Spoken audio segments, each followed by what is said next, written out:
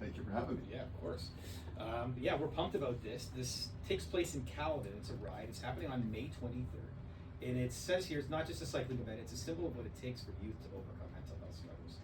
And we're happy to be part of it as well because we all have kind of younger children. I've got 2 teenagers and a 12-year-old, and without getting into too much details, I've needed a little extra help from teachers and guidance counselors and therapists and stuff like that. So it's a very important cause what you're doing. Yeah, tell us a little bit more about the ride and what it does for mental health for kids. Well, the ride, as you kindly said, is not really, it is a bike ride, but you could get, in any way you want to get moving, but really what it is it's a day of hope. I think everyone at the ride, as you just spoke about, has been touched in some way, in some form, around mental health. And so it's a day of kind of healing, coming together in a show of support to say we can and must do better for our young people's mental health. And so it's a wonderful way to do that. You get a little exercise. You could come out to Caledon or anywhere across the country. You could get involved and just get moving. Is it safe to say that kids today, the youth, have more struggle because of stuff like social media, because of phone and tech addiction? Is that something that is making it harder for kids? 100%. I think there was just a study a couple of days ago that talked about the happiness of young people being the lowest it's ever been. And you could, through social media, but all the, tough things going on in our world right now, coming through COVID, etc. It's a tough time to be young. Yeah, definitely. And would you say as well, like, as someone had to go see a guidance counselor through high school, and that's I don't fault anyone for it, but like, it wasn't like what my kids are experiencing now, right? It was kind of like, I just try to do better in your grades, and then they kind of kick you out the door. This, nowadays, the way the teachers and guidance counselors, whatever the reason is, that switches, they are so supportive. Like, mental health is first, and then grades is like second. Yeah, I think we expect our teachers to be everything and all things to our young people, and we saw that through COVID when parents were coming to say, my kids are really struggling. Jack.org sees that. That's why we operate in schools across the country. We're creating spaces like our Jack chapters. We have where young people led by young people, talk about mental health in high schools, universities, colleges. As well, we have over 100 trained young people that go and talk about their own challenges with mental health in a very safe way, and really to just encourage that peer-to-peer. Let's talk about this. Let's erase the stigma. Yeah, when they can talk to each other in their own language and be in their own level. Yeah, definitely. We're talking with Michael Braithwaite, President and CEO of Jack.org. May 23rd, join the Jack ride. You can get more information at Jack.org, and you can register as an individual, as a team. Q107 is being involved. I will say I have really tight thighs. I'm not really good on the cycling, so I'll support through the radio. I'll just talk about my thighs. Use your gift. Oh yeah.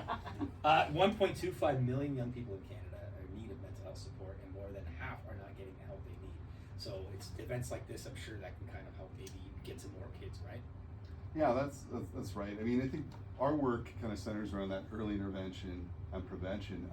Too often, I think, in all healthcare, including mental health, we wait until there's crisis.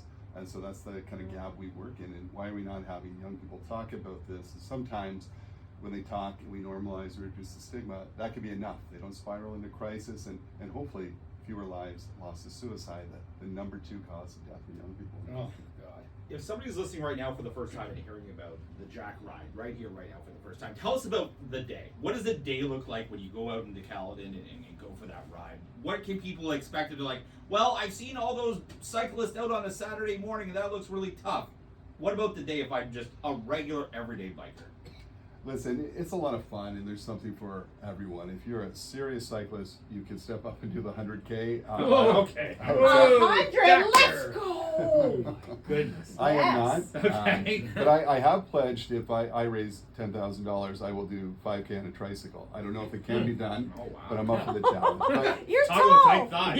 Yeah. it's I don't have a trike yet, but we'll work on that. The day is a day. It's such a fun day. You arrive early on.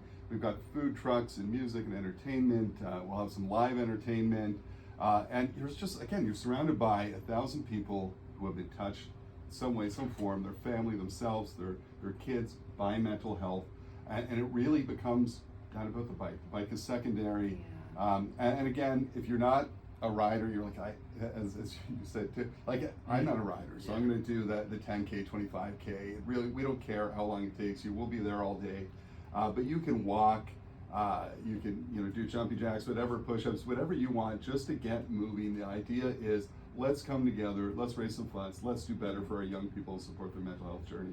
I see a tandem bike over Johnny your and I? face too. Who's the front? Who's the back? I don't know. I just got. You need to wait on the back, right? While you're going up and down those Caledon Hills. Jack.org, you guys are the Wonderful. national leader in youth mental health prevention and early intervention. Michael, thank you so much for joining us. We're very excited to be involved at Q107. Shawna's more the athlete, as you can tell in the room. So Well, she but I only bike inside. That's right. And you said you can do anything. So. Yeah. Yeah, you can, if you have like a cycling club or a spin club or anything like that, you don't have to wait to the day of. You can actually get your group together and do a ride in support of the Jack ride. So, Can she put her bike on the back of a flatbed? Oh! Yeah, the flatbed can drive, but she's Yes. listen, Fresh it's not air. about the bike. Let's For go. sure, let's do it. We'll get you out there. Wonderful. Well, the ride is happening on May 23rd. You can join the Jack Ride yourself, Canada's ride for youth mental health. To get more help, get more information, go to Jack.org.